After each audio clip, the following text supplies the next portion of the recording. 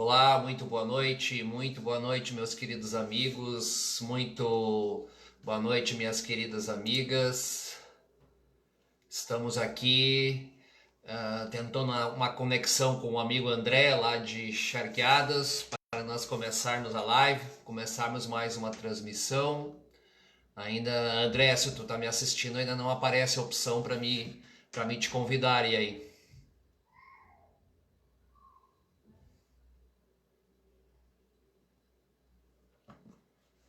Então, aguardamos um pouquinho aí, meus queridos, cumprimentando aí os irmãos, que a graça de Deus, que a paz e o amor de Cristo estejam sempre conosco, meus queridos. Muito boa noite nessa abençoada noite de domingo.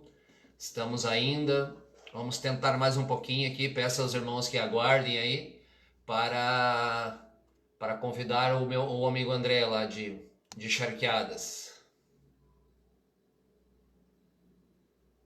Acho que agora vai dar. Chamei ele lá.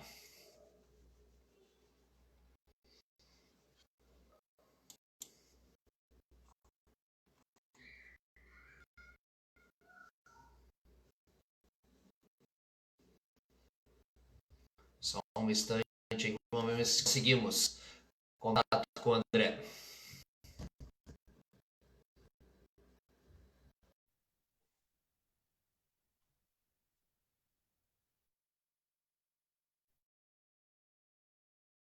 Paz.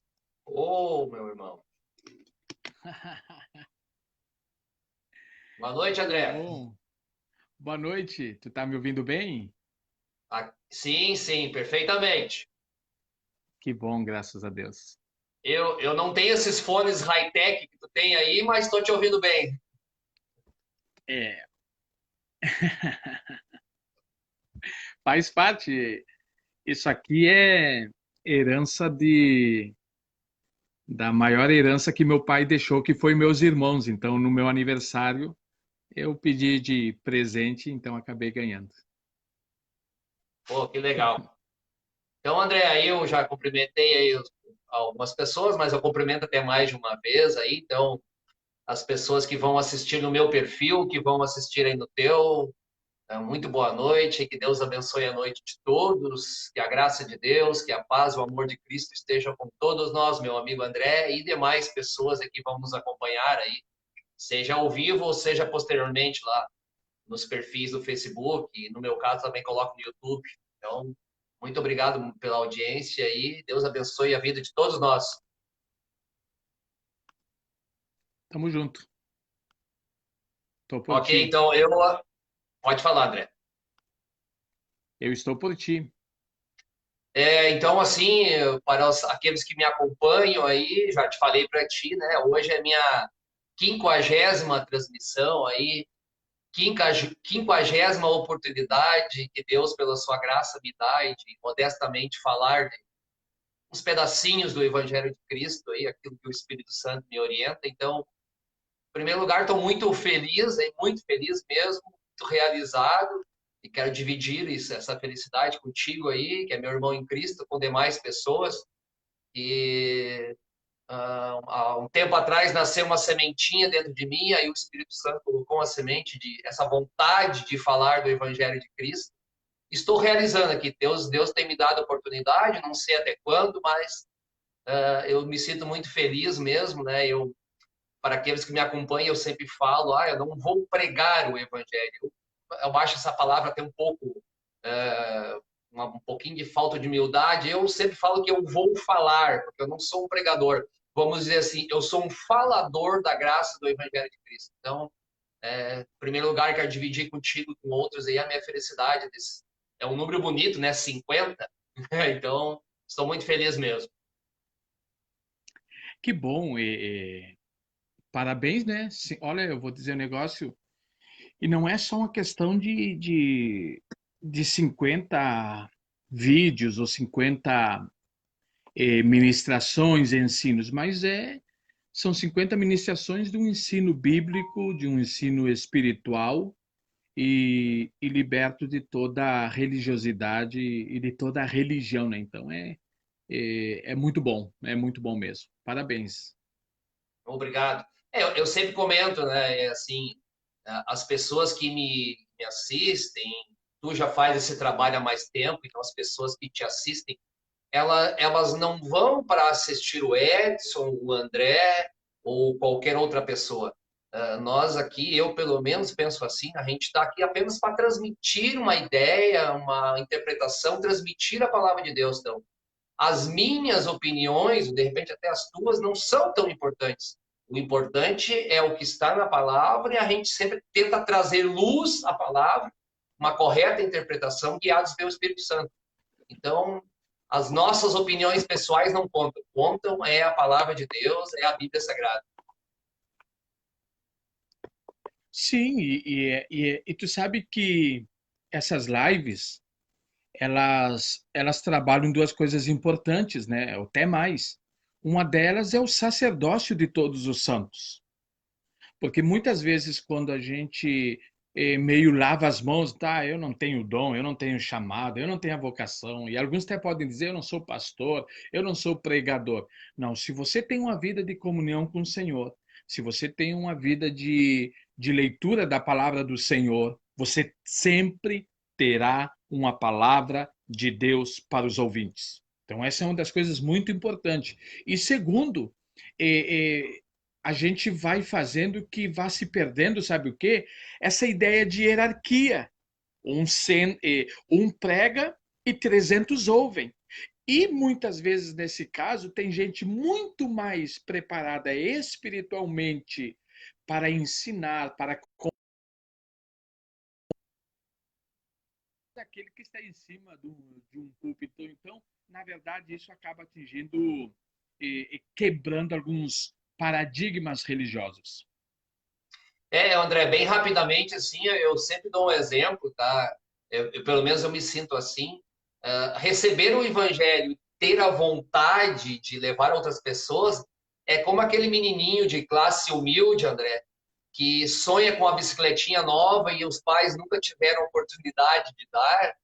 E aí, num Natal, lá com um esforço tremendo dos pais que são de origem humilde, eles lá e compram, ou economizam o ano todo e compram a bicicletinha do menino, lá o menino de 9, 10, 11 anos. Então, o menino, ao receber a bicicleta, que era o sonho dele, ele fica tão maravilhado que ele não se contenta em sair andar de bicicleta.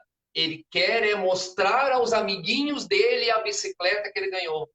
Então, eu acho que fazendo uma Sim. analogia bem simplória, mas assim, quem recebe a graça do Evangelho, André, fica tão feliz, a êxtase, o sentimento de gozo, de prazer é tão grande que ele automaticamente ele quer contar para todo mundo de Cristo, ele quer falar para todo mundo de Cristo, até para os cachorros da vontade de contar de Cristo.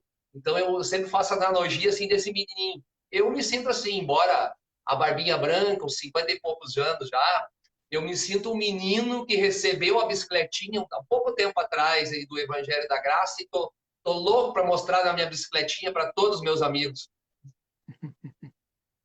É o que, à luz mesmo sendo no Antigo Testamento, Davi vai dizer assim: Senhor, devolva-me a alegria da salvação.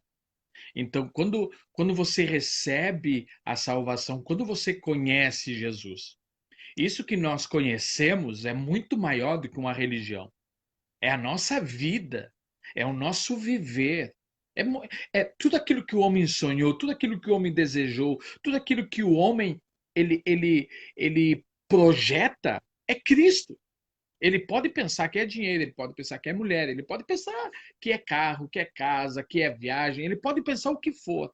Mas o que realmente ele precisa é desse Cristo, manso e humilde de coração. Então, quando você conhece esse Cristo sem o peso da religiosidade, sem as artimanhas dos homens, você tem esse desejo de dizer para todos: ele está vivo, ele está dentro de nós e ele quer ser conhecido e quer ser expressado. Esse é o sentimento que se tem. É, mais ou menos isso. Então, André, conforme eu tinha falado contigo aí, o tema da hoje dessa live compartilhada seria alguns erros bíblicos do sistema religioso denominacional. É claro que a gente não tem a pretensão de falar muitos ou de todos, dariam 50 mil transmissões. É claro que nós não temos tempo hábil para nos aprofundar em cada tema. Inclusive, eu peguei aqui, procurei pegar 5 ou 6 do que eu acho assim, talvez os mais evidentes, os principais, mas também foi na minha concepção. E basicamente é isso. Então, são temas que eu já falei em outras transmissões, tu já falaste também, eu já falei de mais de algumas vezes, mas assim, é uma mini retrospectiva do que a gente falou, do que eu falei. Então, como hoje é uma data comemorativa, 50 transmissões, então a gente vai fazer essa temática. O que eu acho importante também, André, antes de entrar nos temas mesmo, é, o título diz assim, sistema religioso denominacional. Então, assim, só para a gente situar o que é Igreja de Cristo e o que é sistema religioso denominacional, que as pessoas vulgarmente chamam de igrejas também. Então, só uma pequena separação para dar um contexto de entendimento para entrarmos realmente nos temas, tá? Então, André, dividir, separar ou conceituar o que é cristão e o que é cristandade. Então, acho que é importante isso. Então, eu vou ler uma palavra para nós introduzir, uma palavra bem conhecida, mas eu acho muito importante, uma palavra de Paulo aos Efésios. Se é que tendes ouvido a dispensação da graça de Deus, para que convosco foi me dada, como me foi esse mistério manifestado pela revelação, como antes pouco vos escrevi. Por isso, quando ledes, podeis perceber a minha compreensão do mistério de Cristo, o qual noutros séculos não foi manifestado aos filhos dos homens, como agora tem sido revelado pelo Espírito aos seus santos apóstolos e profetas, a saber que os gentios são co-herdeiros de um mesmo corpo e participantes da promessa de Cristo pelo Evangelho. Isso está em Efésios 3, 2, 6. Eu sei que esse versículo é repetido por muitos, eu já falei muitas vezes, mas esse versículo tem uma revelação de um tamanho que a nossa mente humana não consegue nem conceber. Sim, e é muito importante também que a gente possa falar aqui. Primeiro, nós já fomos, se assim podemos dizer, evangélicos. E isso aqui eu acho que a gente precisa deixar bem claro que em questões de religiões, eu acho que de todas as religiões que eu conheço, na sua essência, tá? Na sua essência, de todas as religiões que eu conheço, a que talvez se aproxime da realidade seja a religião evangélica. Por isso que muitas vezes as pessoas dizem, mas vocês só falam do sistema denominacional ou vocês só falam da igreja evangélica. Eu particularmente falo porque eu fiz parte desse sistema toda a minha vida. Segundo, por que eu falo? Porque é a religião que mais cresce no Brasil. Terceiro, que aqui eu vejo um grande motivo, porque a religião evangélica, ela se apresenta como a melhor de todas as religiões, ou talvez como a única religião verdadeira. Então, por que nós enfatizamos isso? Porque ao mesmo tempo que ela se posiciona como a religião verdadeira ou a única religião e as outras não prestam, ao mesmo tempo ela é aquela que mais gera feridas, mágoas, ressentimentos, desvios, que nós poderíamos dizer também escândalos. Então, o que acontece? Alguém me vende essa informação. Não, essa é a religião verdadeira. Se você quer chegar a Deus, tem que passar por essa religião. Então, a pessoa, ela associa Deus à religião, especificamente aqui eu estou falando da evangélica, E ela se decepciona com os, talvez, representantes de Deus e acabam não querendo saber de Deus. Então, se tem uma coisa que precisa ficar bem clara aqui, é que nenhuma religião, nenhuma, católica, espírita, evangélica, o que for, é a representante de Deus na Terra. A representante de Deus na Terra é Jesus Cristo, por meio dos filhos de Deus. Estejam eles dentro da religião, estejam eles.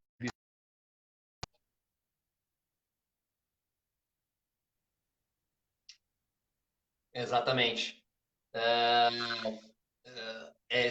muito bem tu enfatizou, né? Nem todas as pessoas, a maioria até eu diria, que estão lá estão longe de Cristo. Eu saí há um tempo atrás de uma denominação e eu sei por convicção que tem pessoas maravilhosas, pessoas de um coração bom, pessoas tementes a Deus, pessoas que têm Cristo verdadeiramente no seu coração.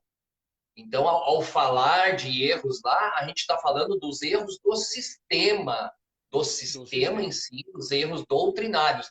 A gente jamais fala de pessoas, até porque a minha, não é a tua, não é de ninguém a função julgar as pessoas. Agora, as doutrinas, o evangelho pregado é nosso dever, não é nosso direito, é nosso dever julgar. E se acharmos que tem erro, se tem alguns erros, algumas distorções, é nosso dever também falar. Então, a gente tem que saber separar, porque eu deixei grandes amigos no sistema, pessoas maravilhosas, pessoas que eu amo até hoje, irmãos em Cristo que eu amo até hoje. Mas, como eu disse antes, ratificando, o sistema tem erros, o sistema tem erros, e às vezes o sistema erra proporcionalmente, propositalmente para manter-se, porque tem verdades bíblicas que chocariam o próprio sistema, que são antagônicas ao próprio sistema. Agora, jamais, jamais a gente deve julgar pessoas, isso também deve ficar bem claro. Então, Edson, só para deixar isso tem, claro, tu falaste e eu também estou ratificando essa posição. sim, perfeito. Porque existe uma coisa assim que às vezes a gente, não sei se essa é a palavra certa, mas isso às vezes é demagogia. Em que sentido?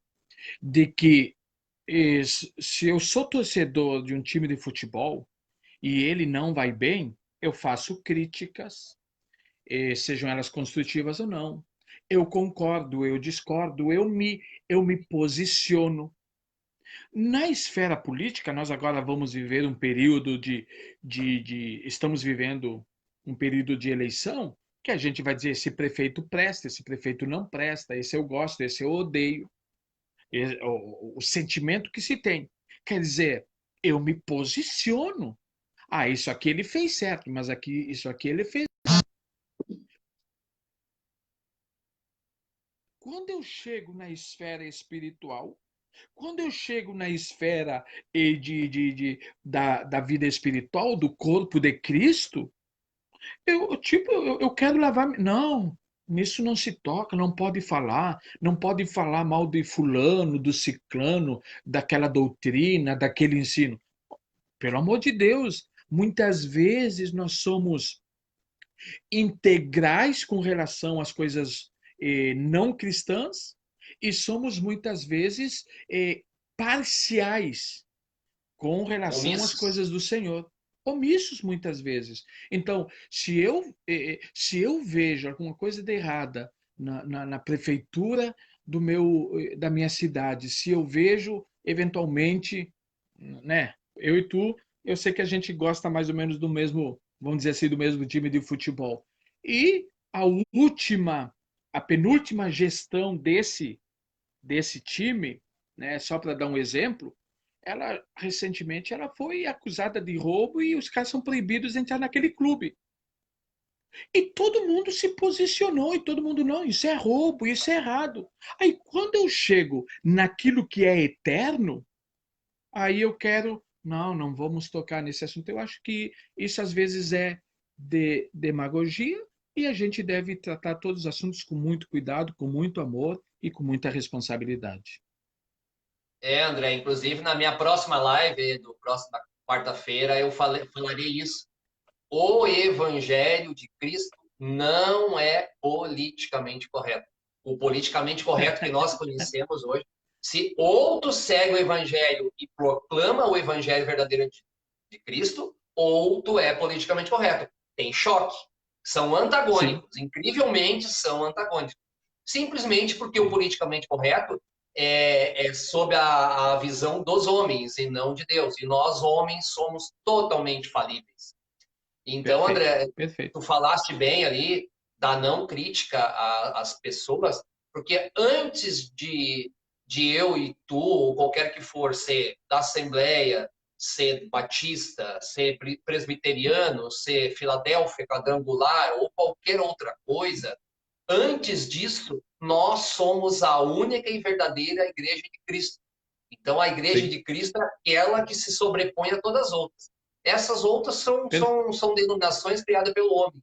Então, nós estamos em todos os lugares. Aquele que tem Cristo no coração, se tiver em cima de um poste ou tiver debaixo de um esgoto, trabalhando ou coisa parecida, ele é Igreja de Cristo. Aonde ele estiver, sob que teto ele esteja, ele é Igreja de Cristo.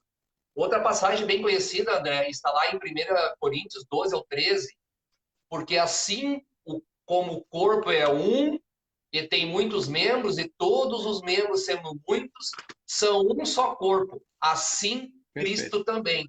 Pois todos fomos batizados em um Espírito, formando um corpo, quer judeus, quer gregos, quer servos, quer livres, e todos temos bebido de um Espírito.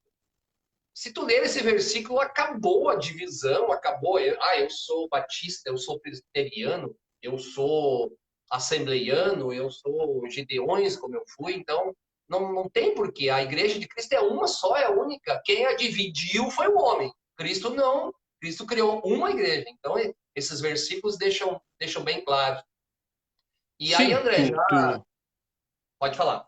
mas tu já falou aí um primeiro tema, que é, nós falamos no caso aqui sobre que nenhuma religião pode se auto-intitular representante de Deus, como também, aí já entramos, creio, num tema que podemos abordar, é que nenhuma denominação ou nenhum sistema religioso denominacional pode, inclusive, se auto-intitular Igreja de Cristo, porque não, a Igreja de Cristo é uma só.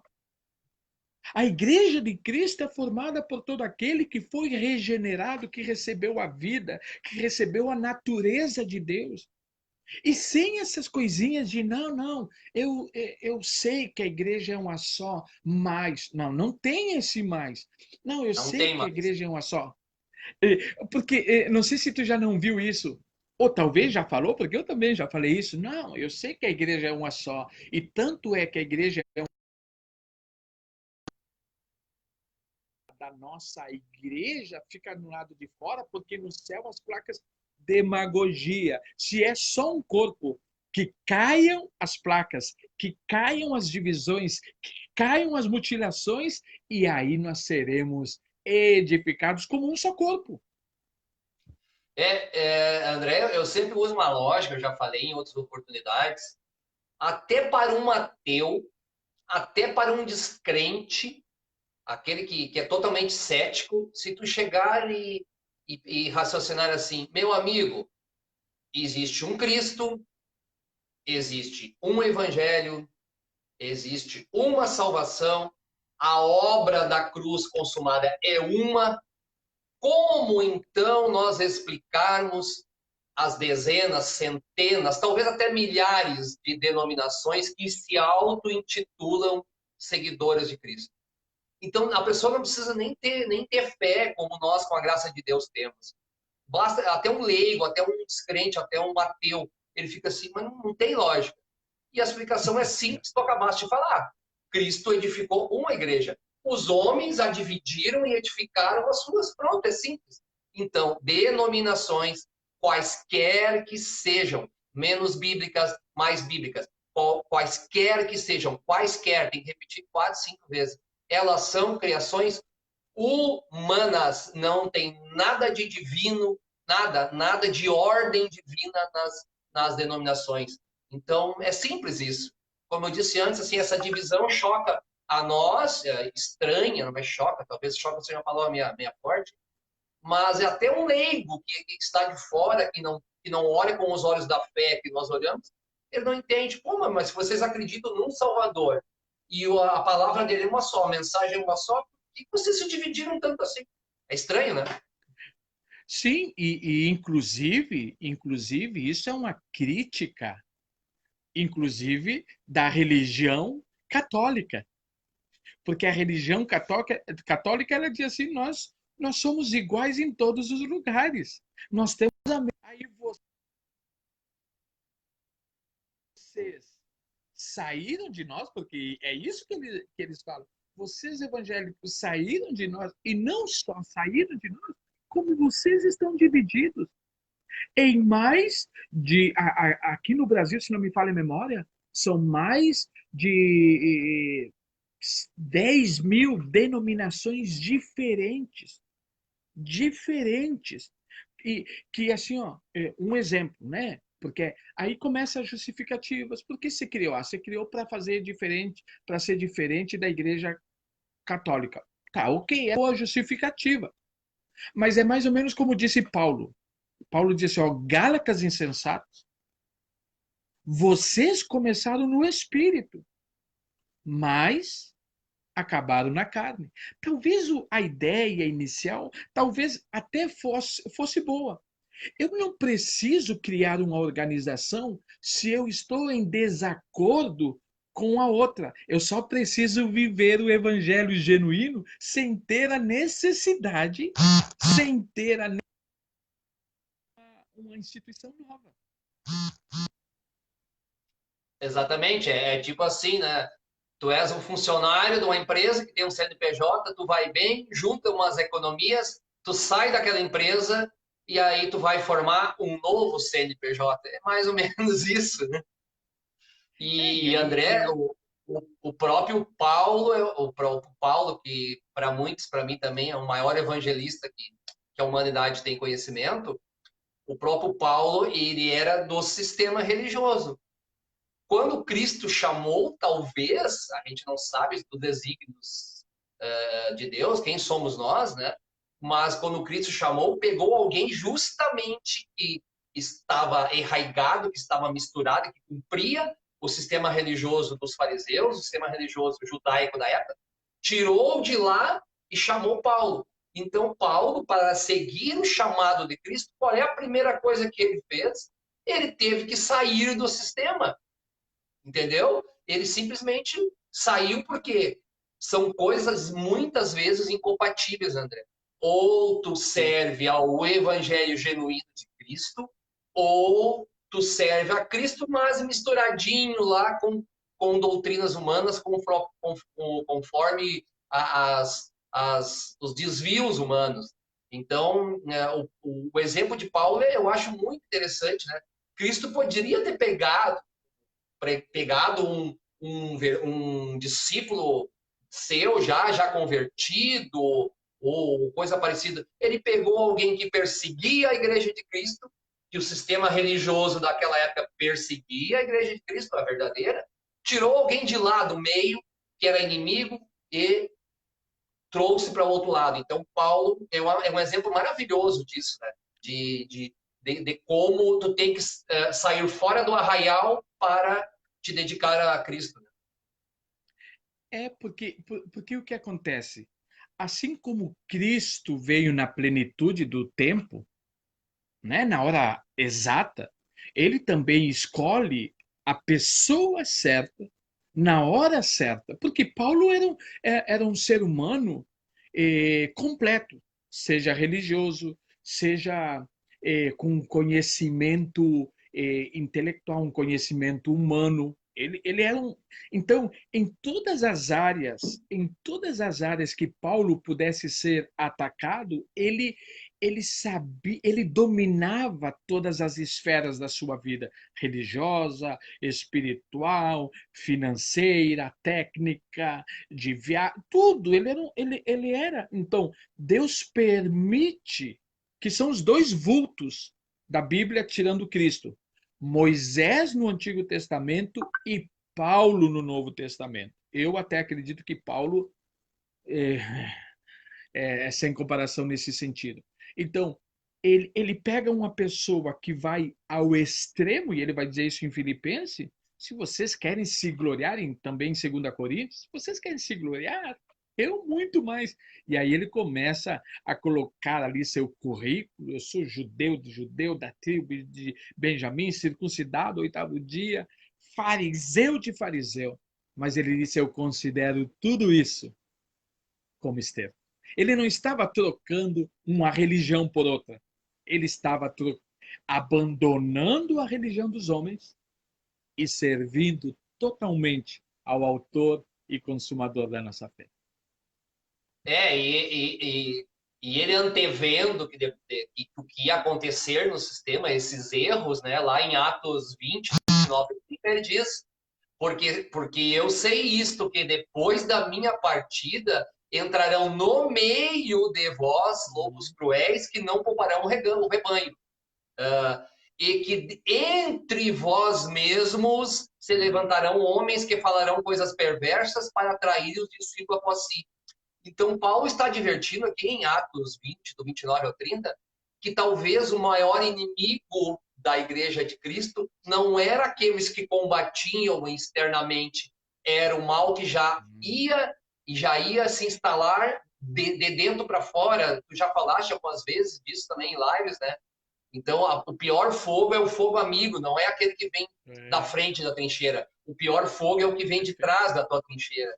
E Paulo já anteveio isso, ele iria partir e essas doutrinas estranhas que nós estamos falando aqui, vamos falar mais algumas se der tempo, justamente dos altos professos cristãos, né?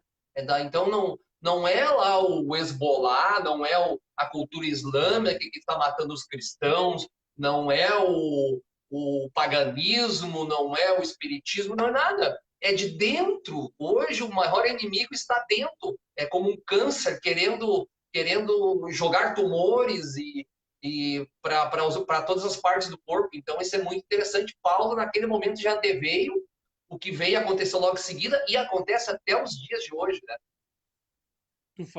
Aí, provavelmente, nós já estamos entrando até no outro tema também da noite. Aí tu vê, Paulo, tu está falando Atos 20, né? Quando Atos 20, ele do fala 29 ali, ao 30. é, isso. Nós estamos falando isso de aproximadamente quase 2000 anos atrás. E olha que coisa interessante. Primeiro, ele diz qual vai ser o maior problema. O maior problema não vai ser de fora para dentro. E ele entra em acordo com o que disse Jesus em Mateus capítulo número 13. O reino dos céus é comparado a uma mulher que coloca o quê? Fermento no meio da massa. E nós sabemos que fermento biblicamente, não é algo positivo. É a mesma parábola, é o mesmo capítulo que vai dizer que o joio vai ser colocado junto aos trigos. Então, esse é o nosso engano, muitas vezes, de achar que esse joio, que esse fermento, são pessoas de aparência, ou que tu vê assim e diz, não, esse é ruim. Não, é aquela pessoa que aparentemente parece ser do Senhor, mas está introduzindo. Apocalipse vai dizer isso, a doutrina dos nicolaítas. E entre tantas essas doutrinas, está uma das mais usadas hoje, que é, Paulo, há 2000 anos atrás, não ensinava, que é o ensino do dízimo. Não sei se a gente pode entrar nesse tema, mas Com certeza. o ensinamento da obrigatoriedade de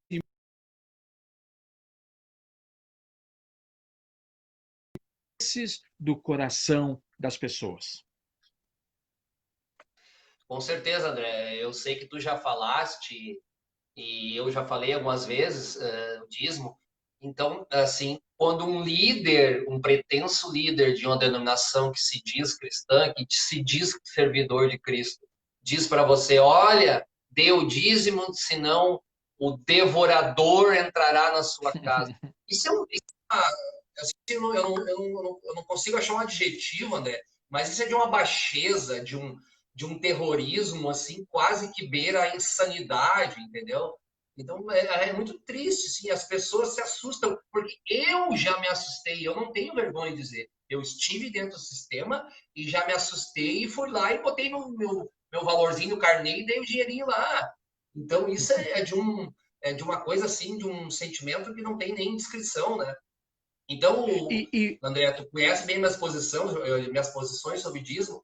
Eu sempre até tem um textinho que eu divulguei há um tempo atrás no Facebook, mas assim, o dízimo é simples, sabe? Existe, tu pode procurar, existe várias evidências, tu pode fazer 2, 3 lives a respeito, de 1 hora cada uma. Mas assim, são 4 perguntinhas que a gente tem que fazer.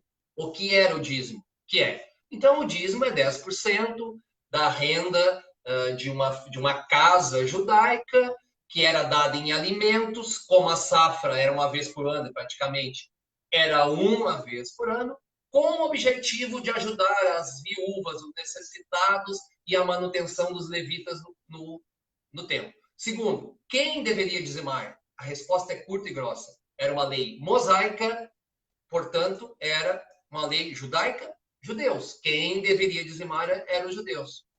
Onde deveria ser entregue o dízimo? No templo de Israel, no templo de Salomão, em Jerusalém, somente lá, mais especificamente na casa do tesouro, ou sala do tesouro, ou casa dos mantimentos dentro do templo. Somente lá. Quem poderia receber? Somente um grupo de pessoas, que eram os levitas, descendentes da tribo de Levi, ao qual tinham a incumbência de cuidar das coisas do templo. Pronto, essas 4 perguntas. Então, se a pessoa insiste, assim, eu não quero ser ofensivo, mas se a pessoa que dá o dízimo insiste porque é da lei, primeira coisa, então ele vai ter que estudar a lei. A lei diz que tem que ir no templo de Jerusalém. Pô, ele pega então 10% da sua produção agrícola, se ele não é agricultor, ele vai na feira, compra os mantimentos, compra uma passagem, vai para Jerusalém. É lá, somente lá. Então, chegando lá, ele vai ter uma surpresa que nem tempo existe mais, existe uma mesquita islâmica no lugar, né? Se ele disser lá dentro que ele é cristão, mas um ó. Terceiro lugar, a sala de tesouro também não existe, e os levitas muito menos, né? Não, não tem mais levitas, porque pelos estudos históricos, o povo de Israel é descendente atualmente de Judá e da própria tribo de Israel. Então ficou muito complicado essa pessoa que dá o dízimo, porque é da lei, cumprindo a lei. Então é uma questão de razão. Eu já repeti esses argumentos várias vezes, mas assim, é de uma simplicidade. Faça essas perguntas. O que era, quem dizimava, onde deveria dar o dízimo e quem deveria receber. Tente responder. Se você não conseguir responder, alguma coisa está errada. sim, e muitas vezes as pessoas dizem que a gente toca muito nesse tema. Mas por que a gente toca muito nesse tema? Porque é isso que financia o falso evangelho. É isso que é isso aonde tem, tu sabe, onde tem uma barata, tem mais baratas aí.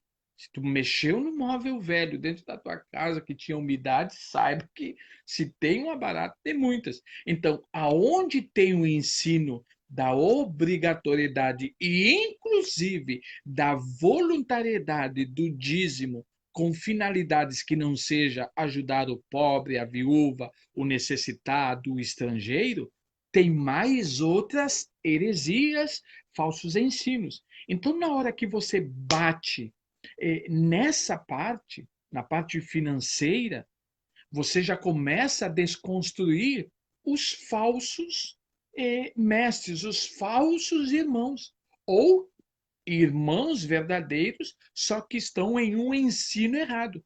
Por isso que nós enfatizamos muito, tu já falou sobre isso, eu fiz também várias lives sobre esse tema e ainda vou ter que fazer mais que os irmãos têm pedido, porque se tu bater aqui, tu acaba o que financia. Então tu vai atingindo o falso evangelho e se tu soubesse o que eu recebi já, tu talvez deve ter recebido também.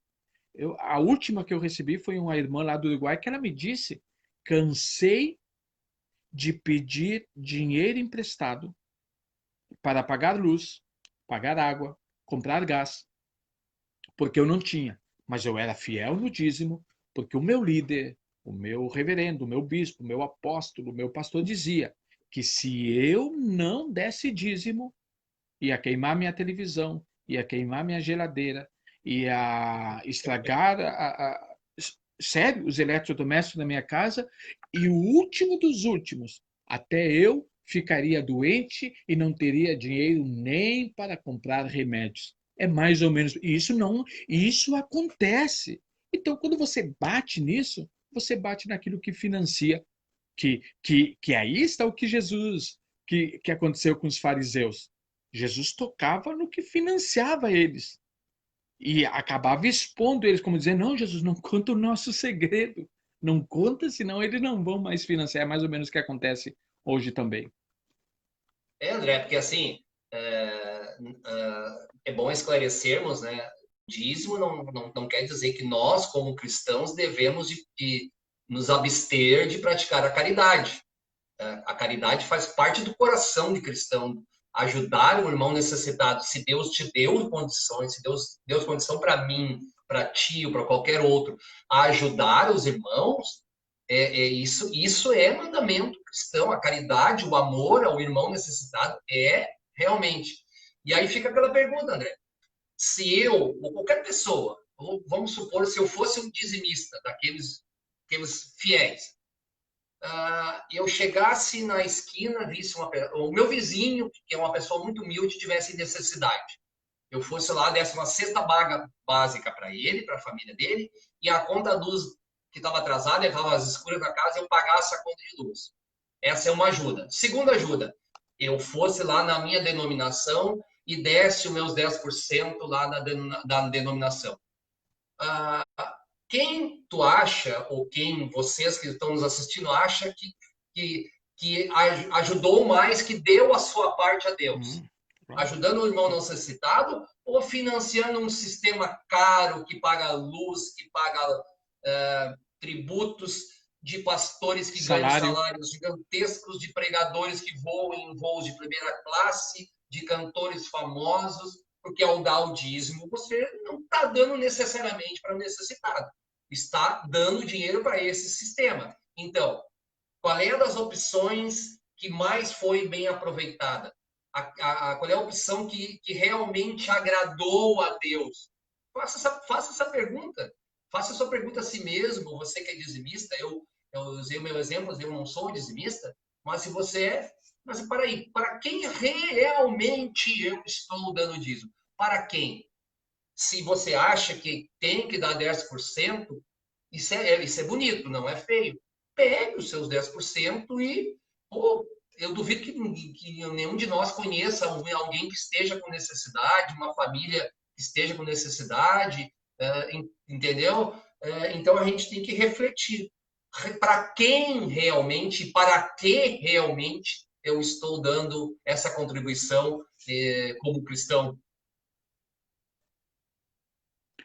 Eu fiz parte do sistema denominacional toda a minha vida. Então, eu poderia falar coisas teológicas e nós ficaríamos aqui dias falando de histórias de cada um desses temas.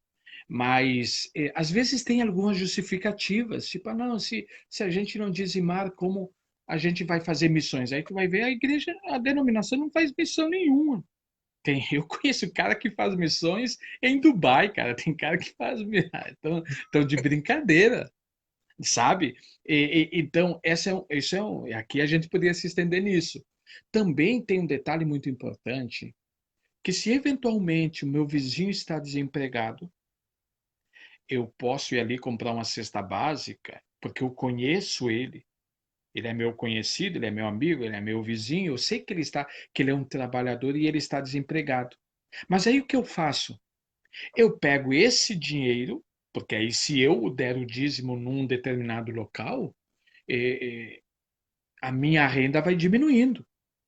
Então o que acontece? Eu levo esse dinheiro para lá e a obra social dessa congregação não vai chegar no meu vizinho.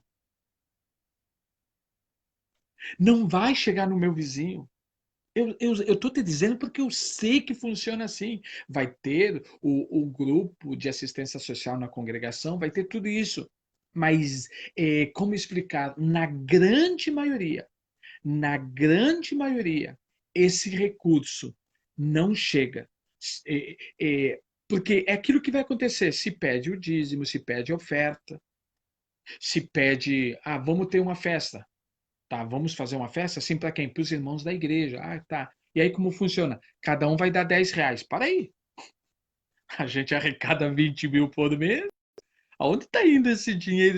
Aluguel, não paga certas coisas.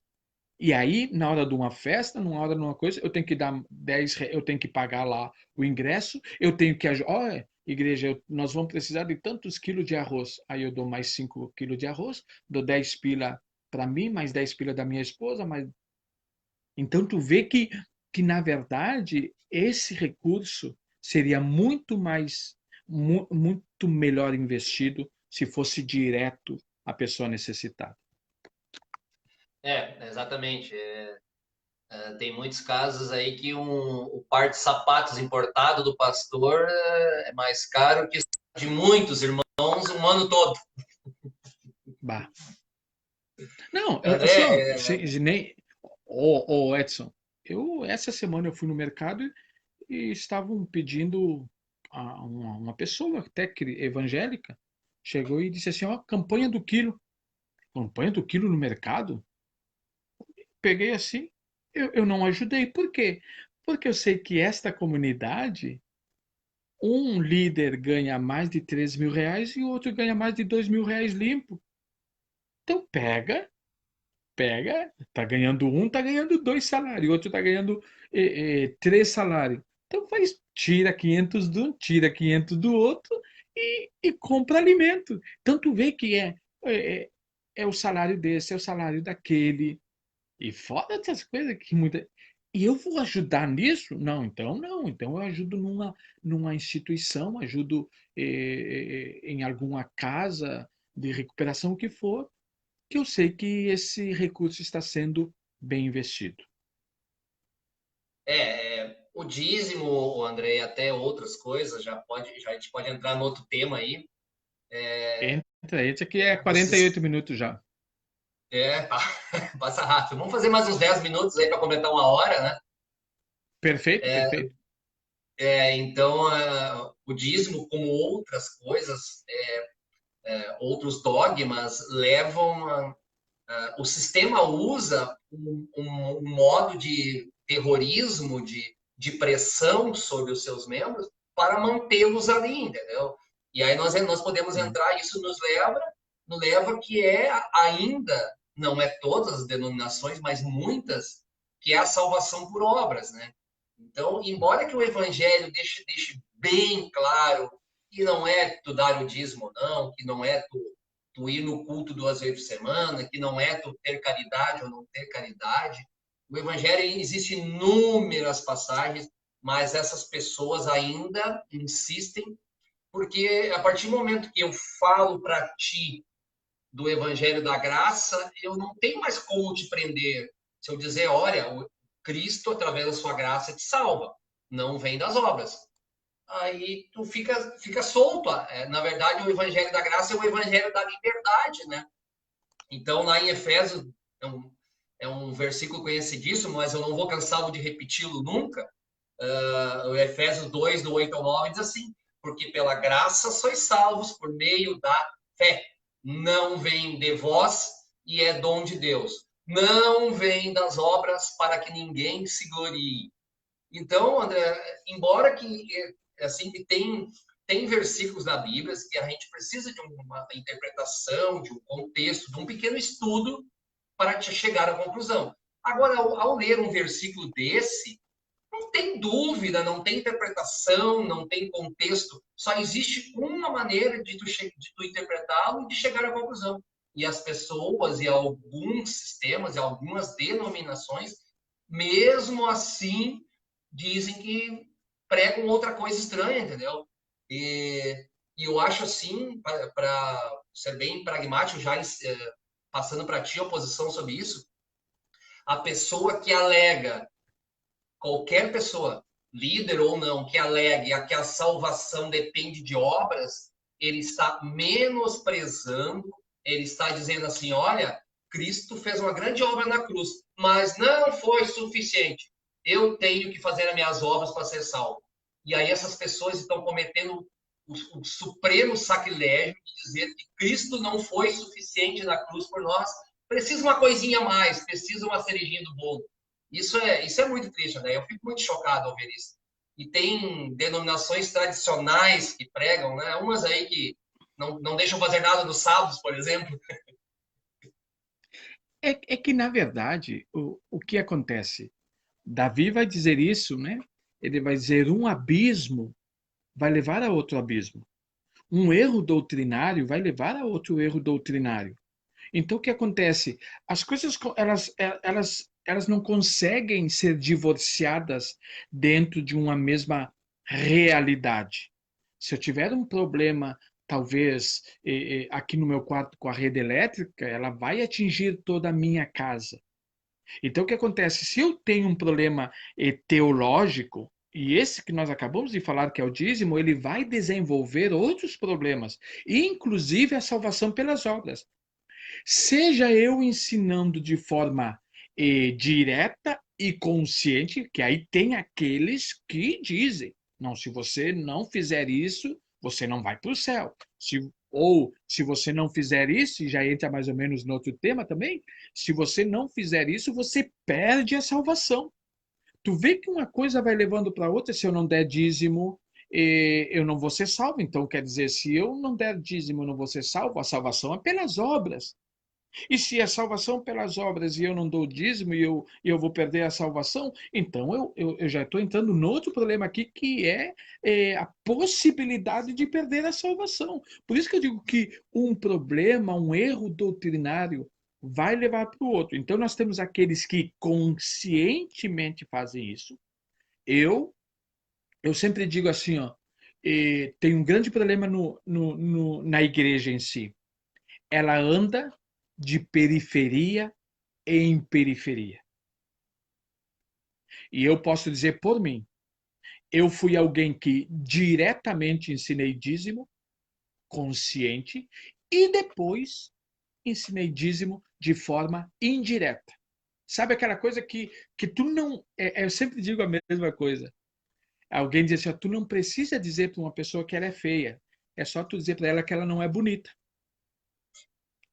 Aí ela vai para casa e quando ela disse, não, para aí, o André disse que eu sou feio. Aí ela vem e diz assim, André, tu disse que eu sou feio? Não, eu nunca disse que você é feio, eu disse que você não é bonita.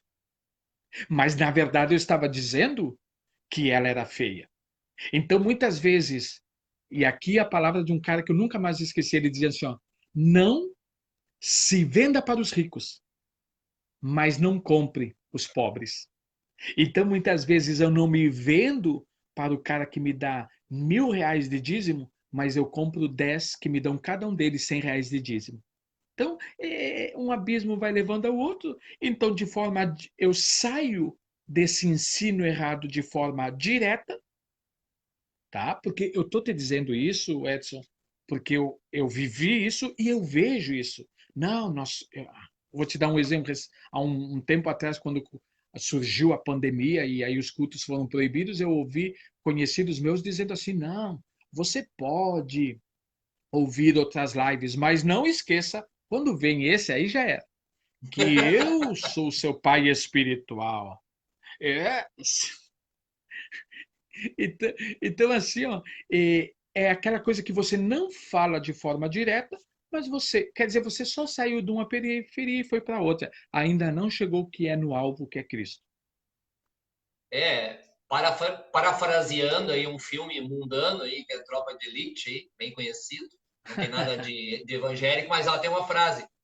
A primeira preocupação do sistema é manter o próprio sistema. Então, já entramos aqui no até outro tema que eu tinha proposto, então eu vou terminar aqui, André, tu encerra ali e nós nos despedimos, que é justamente, tu tocaste a perda da salvação. Então, se eu fui encontrado pela graça de Cristo e eu começo em uma denominação, alguém lá jamais vai dizer, olha, tu está salvo, tu pode até cometer deslizes, tu pode até cometer pecados, pode até te afastar, mas inevitavelmente Cristo te achou e em algum momento na vida tu vai te reconciliar com o Evangelho. Se ele disser isso, ele está perdendo o poder que ele quer exercer sobre aquela pessoa. O que o sistema faz, o que essas denominações pregam? Olha, meu amigo, tu tá salvo hoje, mas se amanhã tu não vir no culto, no outro dia tu já não tá mais salvo. Se amanhã tu não dizimar, no outro dia tu não tá mais salvo. Se amanhã ou depois tu não ajudar o pastor ou o obreiro, tu não tá mais salvo. E quando o evangelho diz justamente o contrário, né? Olha, os versículos são claríssimos, as passagens são claríssimas. João 10,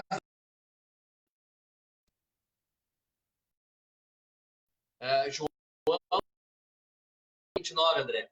As minhas ovelhas ouvem minha voz, eu as conheço e elas me seguem. Eu dou-lhes a vida eterna e nunca hão de perecer. E ninguém as arrebatará da minha mão. Meu Pai que me dá, mais deu, é maior do que todos. E ninguém pode arrebatá-las da mão do meu Pai.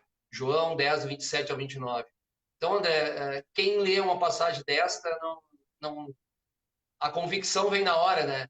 Então, André, eu estou aqui, já passei a bola para ti aí, comentários finais, e logo após nos despedimos, já estamos com 1 hora de transmissão, né?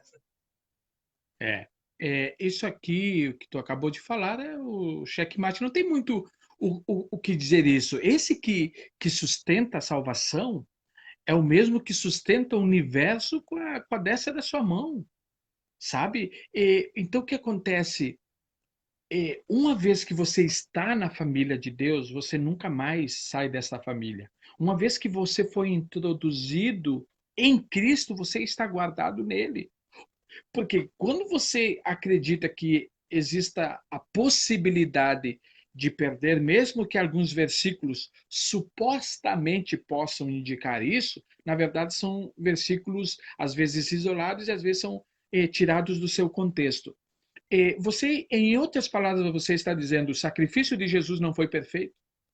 Você está dizendo que existe algum ser maior do que Deus, porque se esse Deus que te salva não tem a capacidade e o poder de assegurar essa salvação, outro Deus melhor e maior. Então não tem, uma vez que você está em Cristo, ninguém e nada. Porque aqueles que ele conheceu, se eu fui salvo, é porque ele me conheceu. E se ele me conheceu, é porque ele me predestinou. E se ele me predestinou, ele também vai me glorificar. Não tem como, no meio do caminho, eu me perder. Então, essa questão da perda da salvação, ela se coloca em graves problemas. Mas foi um prazer conversar um pouco contigo hoje, 1 hora sempre é bom. A gente sempre está junto aí para que der e vier. Da mesma forma, André, só para não perder o ensejo ali bem rapidinho, lá em Atos 2:47, né?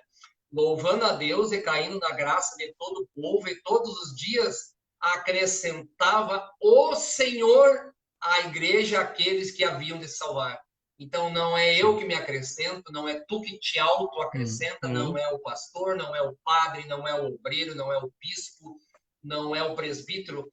Quem nos acrescenta à igreja de Cristo é o próprio Cristo. E se ele acrescentou, existe algum outro poder para desacrescentar, vamos dizer assim? Então, tá, também estou me despedindo assim dos teus amigos aí que assistiram, estou despedindo dos meus também. Foi um prazer, sempre um prazer aí trocar opiniões contigo Teus, nessa modesta. Edson, teus amigos são diferentes dos meus amigos. Mas seja teus amigos, seja os meus amigos, são os irmãos, a igreja de os nossos. Como amigos podem ser diferentes, mas se são filhos de Deus, é o nosso, são, não é? São os nossos irmãos. Um prazer sempre. Eu gosto muito de conversar contigo.